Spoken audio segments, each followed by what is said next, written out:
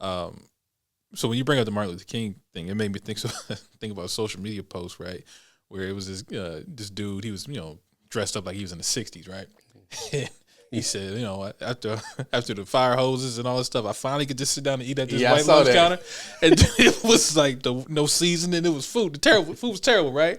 And it was just funny because it's like he was like, "This is what we gave up our businesses for." Yeah. There you go, right? There you go. So and there you are in Texas at the Capitol fighting for black businesses, and they pull DEI out their butt, and it's like. Y'all, at some point in the game, you guys need to truly research DEI and understand the red herring and see what is being placed in front of us as progress that's not progress. There's a young lady who follows us, and she's come to a couple of our events, and she and I have had some very heated conversations about DEI because she wants us to focus on DEI. And I explained to her, we will never, ever, ever emphasize or put any focus on DEI because DEI is a distraction for actual policy that is going to improve us. The issues that we have in our community are economic. The issues that we have in our community deal with education. And to provide tokenism and say that it's progress, that's not something that we're going to attach ourselves to. That's what black organizations have done for the last 75 years, and we're good on that. The numbers don't even add up as it relates to who it impacts and how it benefits us long term. It's essentially a handful of people getting some good jobs. That's you know what I'm saying? 100%. And I explained this right later on in our towards the end of our visit, right? The group that I was in, I had to have a conversation with them, right? But I'll talk about that briefly. I'd explain to them, DEI, the root word of diversity, equity, and inclusion, right? The root word is divert. So what are they diverting and who are they diverting it from? And to who? Equity is to equate. Who are you equating to, right? So that if you're equating someone to something else, then what was the struggle that the someone else was going through that you're trying to equate yourself to, right? And then inclusion is to include. So anything that this group is, fighting for, advocating for, and trying to get, you're going to include yourself in it, right? So I had to explain that and break it down in that manner is because the root words tell you everything. Again, I keep saying this. It tells us everything we need to know. It's diverting resources. They're equating people to our struggle who should be equated to our struggle, right? Because they either came later in the game or they just never had that struggle from the get-go. And they're including them in anything that is supposed to be set aside for us. And that's detrimental to not just, economically, politically, healthcare-wise. Like whatever you name, like that is detrimental because it takes us from where we should be, the resources that we should be getting, and it's just pushing us down further and further and further. I like to explain it like making gumbo, right? The most important thing in gumbo is the root. You know what I mean? But once you have the root, then you can put anything else in it. But as you start putting your rice, your andouille sausage, your shrimp, your fish, your chicken, whatever you put into it, right? And you start scooping it, you get more contents than you do root. And then you say, you know what, we're going to make it even better. We're going to get the spoon with the hole in it so we can drain out the roux, and we got nothing but shrimp, rice, and andouille sausage, and you just pour it in there, right? And you got a little bit of just wetness from the roux. Like, that's exactly what's happening to us and how we have been hoodwinked and bamboozled politically. Let me ask you this, man. Do you think that collectively black people will ever see this and demand change or demand something? Because I'll be honest with you, man. One of the most non-rewarding jobs to have is to attempt to empower black people to understand where we're being screwed over. Like it is, there's no reward in this whatsoever. Like, and I'm doing it. People say, well, why do you do it? Well, I focus on the 1% of the 1%. I understand that it only takes about 35,000 of us collectively to really move the needle. And those are the people that I'm focusing on, and I'm creating an environment for those people to show up to so that they can succeed when they wake up and say, man, something ain't right about this. And there's no one out there giving them the type of information that we're giving them.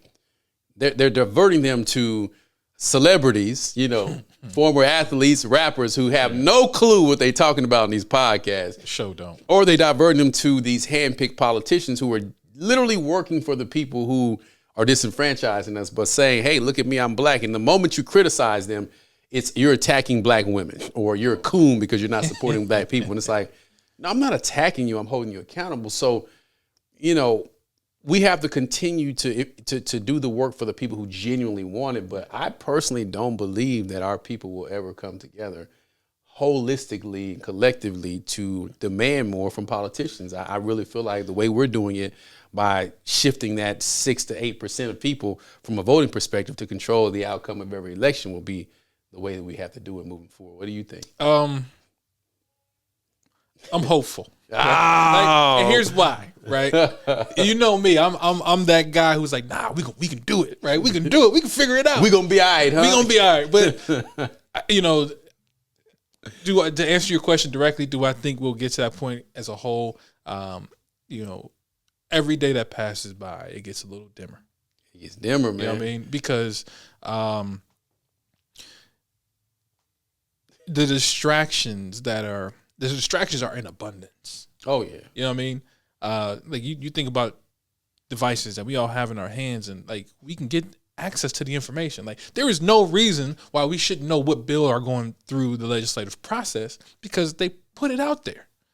And all you gotta do is just use your device and say, oh, HR ... is for this. Oh, wait a second. Let me call my councilman or congressman or representative or whatever, right? But now, most of us got apps for Instagram, Facebook, Twitter, right? OnlyFans for the. I mean, I saw a study that said like millions of dudes are subscribing to that. It's crazy. It's like 85 million men subscribe to OnlyFans, and I want to say 90% of those are white married guys. White married guys, so again, it tells you everything you need to know, right? But I mean, we just. I think and here's why I'm hopeful, is because as we are getting this information into the minds and the hands of the youth, that seed that we're planting and watering, I think over time, it may pay some dividends. I don't think we'll be a whole, one black solid unit. No. I think we'll grow that from 1% to 5 to maybe 15. I agree with you on that. Right? I agree that it will collectively grow, and I don't believe that I'll be around to see it. I think it's going to take too much time. I think something extremely catastrophic is going to have to happen, and I'm not talking about I'm talking about extremely catastrophic is going to have to happen, like for black people to say, oh man, what's going on here? Yeah. Because we've been hypnotized for so long to think that we don't need to be a part of this process. We've got black people that are down there in Austin and down there in DC advocating for us. And then when you start peeling back the layers of these black people that are down there, they don't really fool with us at all. No. They have no desire to align themselves with anything that we have going on, but they show up and they shuck and jive and do a two-step. And because they can know how to do the Tamia dance, or they know how to roast somebody, we say that they're included, which is crazy. But black people tend to always fall for the inclusion trick bag. Yeah. We always want to be accepted by somebody without receiving any tangible. And if you think that I'm lying, if you think that I'm making this up, if you think I'm talking reckless, like show me where we don't. Show me where there has been a law put in place specifically for black people that does not include or require the inclusion of another group or another struggle or another something, or the acceptance of something specifically by white America. Just show me that, and then we can have that conversation. But until then, people are in their feelings and they don't want to really have these conversations because it goes against the paradigm that they've created about their life and themselves, and it makes them stop and realize that they've been climbing a wall with a ladder, and they got to the top of that wall and realized they were on the wrong wall. You know what I'm saying? Yeah, no, 100%. And that's me. Yo, I'm him. I'm that dude who has literally spent the last 20 years of my life trying to create equity and sustainability for my people, fighting, going crazy, going in on social media, talking bad to people, and I'm talking about everybody. And then it's like, I got actually inside these rooms and I'm seeing how it's really done. I'm like, man, we're doing it all wrong. All wrong, bro. Like, all this stuff is just, it's a bait and switch. Yeah, it's like the wizard, and he creates this illusion, and everyone's like, "Oh, this is really great," and they're focused on that illusion. But the illusion of inclusion. man, Yeah. yeah.